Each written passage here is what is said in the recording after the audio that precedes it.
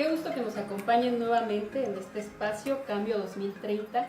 El día de hoy vamos a hablar del objetivo número 10, reducción de desigualdades. Tenemos que decir que actualmente vivimos en un mundo en el que lamentablemente pues los ingresos no se ven reflejados en diferentes poblaciones, ¿no? Existen países con mucho desarrollo en contraposición de países que tienen, a pesar de enormes riquezas naturales, pues una alarmante crisis de pobreza y de desigualdad. Los datos son claros, nos reflejan que el 40% del ingreso mundial está concentrado solo en el 10% de la población más rica del mundo, mientras que pues, la parte más pobre de la población solo percibe del 2 al 7% del ingreso total.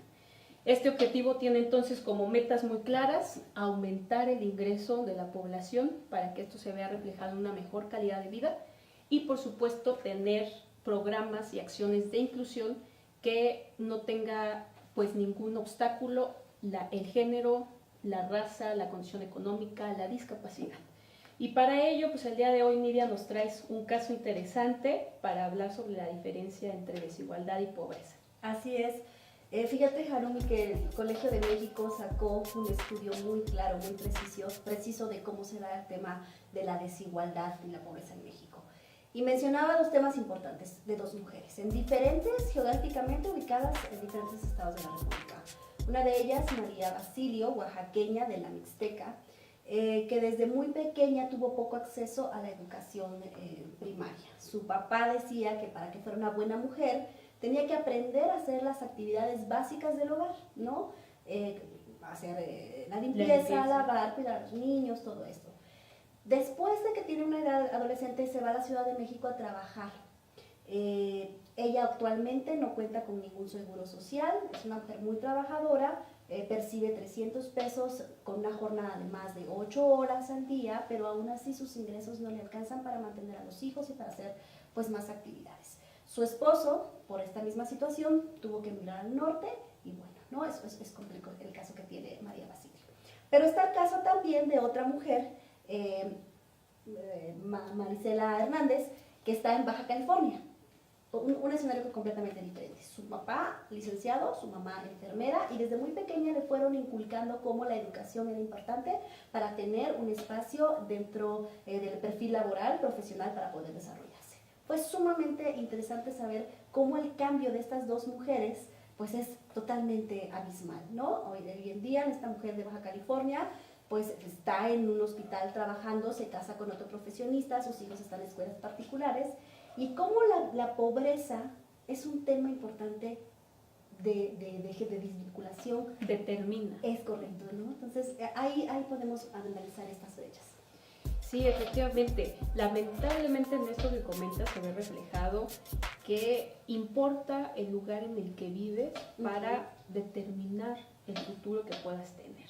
Así es. Lamentablemente, pues las personas que nacen en una comunidad marginada tienen menos posibilidades de tener pues desarrollo profesional, éxito, contraposición a otras personas que nacen en situaciones mucho más adecuadas. Y tienen otras necesidades, ¿no? Eso, mando a mi hija a estudiar o le doy de comer a la familia. Así ¿no? es. Me ayuda la niña a cuidar a los hermanitos o a cultivar la tierra, o la mando a estudiar y me van 2 manos de mano de obra, ¿no? Así es. Entonces creo que también hay mucho, como les he comentado anteriormente, me parece que es todo un sistema, ¿no? Por eso los ODS están todos interconectados, porque no solamente es hablar de cómo vamos a reducir la desigualdad, es cómo vamos a incrementar la educación y cómo vamos a combatir el hambre y la pobreza, ¿no? Yo creo que hay que trabajar un poco de todo para poder darle al caso de María Basilio a más niñas que estén en su situación, que puedan tener la misma oportunidad de llegar a ser licenciadas o hasta doctoras si ellas quieren, ¿no? Me refiero al grado de doctorado, que puedan irse superando día con día. Así es. académicamente.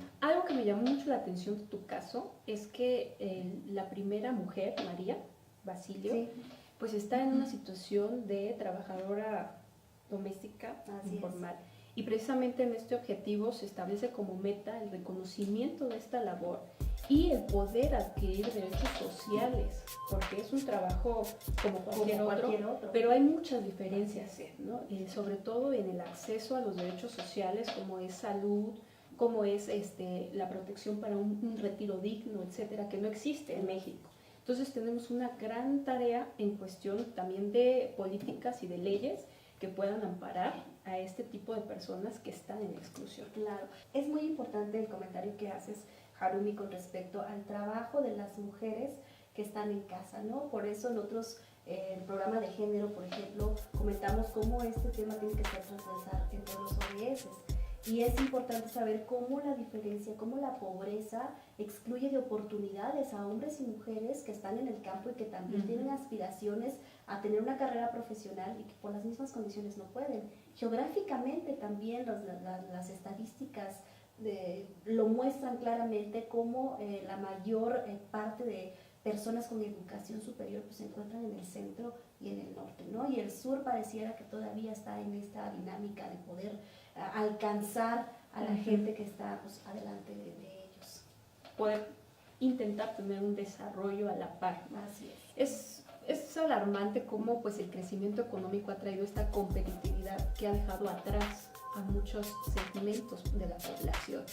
Hemos tenido pues en México muchísimos años en los que vemos cifras de cómo va aumentando la cantidad de pobreza extrema, pero también va aumentando la desigualdad, no solamente con el ingreso, sino cuando se añaden determinadas características, como es en el caso de las personas con discapacidad. Sí, Harumi, como tú mencionas, yo tengo 2 anécdotas. En una ocasión por varios meses tuve la oportunidad de trabajar en una asociación que apoyaba a personas con discapacidad. La idea era poder educarlas para que salieran y fueran independientes, y desafortunadamente yo las veía regresar diciendo que no tenían oportunidades de trabajo, ¿no? Y hay estadísticas que dicen que en México solo el 39% de la población con discapacidad mayores a 15 años tienen oportunidades laborales. Entonces yo creo que esto es alarmante, porque no podemos dejar a nadie atrás, ¿no? Es uno de los objetivos. También otra de las anécdotas que me llamó mucho la atención, que me marcó, una amiga mía, muy amiga mía, estuvo 1 año en muletas y tal vez no tenía una discapacidad completa, es decir, no estaba en silla de ruedas ni demás, pero durante todo este año para ella era prácticamente imposible andar por la ciudad, ¿no? Entonces creo que la inclusión y la reducción de desigualdad para las personas con discapacidad va mucho más allá de reconocerlas en cómo nos vamos a referir a ellas, ¿no? Discapacitados, con capacidades diferentes. Yo creo que es mucho más de eso, es también poder construir una ciudad, hacer una ciudad para ellos y poder darles oportunidades educativas y laborales. ¿No? De crecimiento. ¿Qué Sí, nos puedes comentar? Apenas hay una universidad en Querétaro, la Universidad de Santa Catarina, que precisamente es una de las universidades que tiene acceso a personas con debilidad visual. Ya los jóvenes, personas adultas que quieran ir a tomar clases en braille, lo pueden hacer sin ningún problema para terminar estudios universitarios. Creo que hay muy buenas prácticas en México y hay que visibilizarlas para que las demás instituciones públicas o privadas que estamos en el tema de educación, pues nos enfoquemos a atender esta parte de la sociedad que tiene una necesidad importante, que es el derecho a la educación, y a disminuir esta brecha de desigualdad, de exclusión que hay hoy en día, no solamente en México, ¿no? A nivel de Latinoamérica. La infraestructura solamente de las oficinas, de los estudios, de donde estamos, no son las adecuadas para que pues, la gente pueda entrar, ¿no? Y es tan común a veces ver los estacionamientos en donde no puedes estacionar tu coche y pues hay alguien que llega y se mete. Hay mucho trabajo de sensibilización todavía en este tema. Sí, importante labor la que han hecho organismos contra la discriminación, de poder visibilizar estos sectores que pues no tienen las mismas oportunidades y que se ven discriminados por edad, por sexo, por religión, por raza, por su condición económica. Eso tiene que ver con este objetivo y cómo poder incluirlos a través de lo que ustedes mencionan, ¿no? A través de un ámbito educativo, pero también a través de políticas de repensar la forma de crear ciudad. Sí, y también me parece que si vamos a un día a día, ¿cómo podemos apoyar a las personas con discapacidad en este caso puntual? Me parece la Feria del Libro Internacional en Guadalajara tiene una sección en braille, que me parece que es también una manera de que las personas que no estamos viendo esta problemática, porque tal vez no tenemos ni a un amigo ni a un familiar con discapacidad, que puedan verlo y que puedan darse cuenta que si pueden apoyar esto o simplemente darle difusión. Saben que hay un área en braille o si saben que hay alguna biblioteca que tenga libros en braille, eso es inclusión también, aunque no tengamos a alguien cerca, ¿no? Poder hacer algo desde donde estamos. Así es, coincido totalmente, creo que pequeños detalles marcan la diferencia y precisamente nos hacen voltear a la inclusión. El caso que yo quiero compartirles es cómo, pues a través de una política social, que es una de las metas de este objetivo, fortalecer las políticas sociales que los países tienen, considerando que el principal rezago que puede tener un individuo es no tener acceso a las necesidades básicas. Y una necesidad básica es la alimentación. Tiene que ver mucho con el objetivo de hambre cero, ¿no? Que están pues interrelacionados todos los objetivos, porque que una persona no pueda abastecer su necesidad de alimento, pues le impide ver o crear oportunidades de desarrollo. Entonces lo ubica en desigualdad.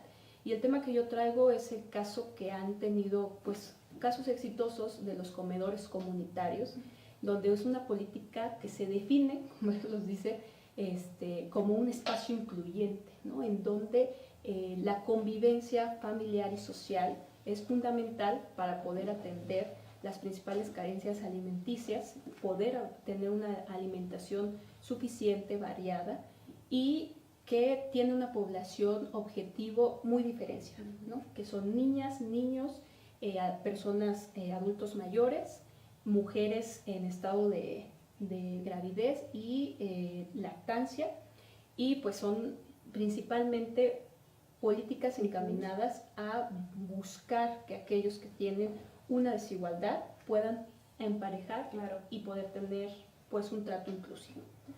Corrígeme si estoy mal, pero me parece que el DIF estatal también tiene este tipo de comedores comunitarios, y algo que a mí me ha llamado mucho la atención, independientemente de la institución que esté llevando a cabo esto, es que en algunos lugares se les enseña también a cultivar sus propios huertos orgánicos, ¿no?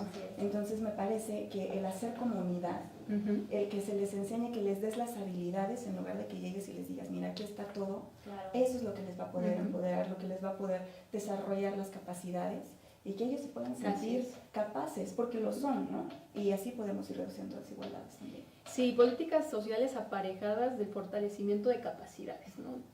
Mucho se ha hecho, no al paternalismo, es decir, no a dar a las personas, sino a enseñarles a que pueden hacerlo por sus propias manos. Por eso es que para mí este ejemplo es importante, ¿no? Porque se crea comunidad y se les capacita para que ellos puedan generar sus propios alimentos de una forma pues productiva, ven el campo de a su alrededor de una forma productiva. Hay también una muy buena práctica, esto lo vi en Portland, en Estados Unidos, con la universidad, en donde hay un programa de voluntariado de jóvenes que buscan o que van a restaurantes o a supermercados a traer la comida que sobra. Y entonces todos los domingos hacen como una red de jóvenes de diferentes carreras en parques públicos para alimentar a las personas de escasos recursos o que están en situación de calle. Y es un tema de sensibilización humana realmente transformadora para los mismos jóvenes. Porque también hay que buscar que la misma sociedad se pueda sensibilizar de cuándo estamos siendo o cuando estamos discriminando a una persona, ¿no? Como el caso de estas dos mujeres que platicaba de que no tienen ninguna discapacidad física, de que no tienen algo que pueda impedir que ellas hagan. Sin embargo, la misma sociedad y la misma cultura hace esta diferenciación, ¿no? Porque en el caso de la señora que trabaja como ama de casa de María, pues es discriminada por ser indígena, por estar en otro estado. Entonces, eso se ve tanto en las redes sociales, pero ¿qué pasaríamos si en las redes sociales también pusiéramos estas buenas prácticas de jóvenes también que están haciendo cosas interesantes, pues con la gente de sus comunidades, ¿no? Habría un cambio totalmente diferente de lo que pensamos y lo que hacemos. Perdón, a mí me llama mucho la atención que menciones que fue en Portland, Oregon, que es en Estados Unidos, porque muchas veces creemos que solamente en países en vías de desarrollo tenemos la necesidad de igualdad, y eso es muy, muy equivocado, ¿no? Digo, Estados Unidos siendo un país desarrollado de primer mundo, y aún tiene todavía esta gran diferencia entre las personas que no tienen acceso a tener un hogar o que no les dan empleo por su apariencia, porque sucede, y pues los estudiantes que les están apoyando, ¿no? Y sucede en todos los países. Uno se va a Reino Unido Y la única diferencia es que allá las personas que no tienen casa tienen ojos azules, ¿no? Pero la desigualdad, Claro, la desigualdad la está en misma. todos lados. Sí. Sí. Muy importante lo que comentas, el poder compartir este tipo de casos porque son esfuerzos de la sociedad civil y también mirar muy bien lo que está sucediendo en la política nacional, estatal, a nivel municipal, como medidas para reducir la desigualdad. ¿Por qué? Porque muchas veces los programas en donde fallan es en su aplicación, ¿no? Es decir, cuando no hay un público objetivo, cuando no está llegando verdaderamente a los grupos marginados, Claro.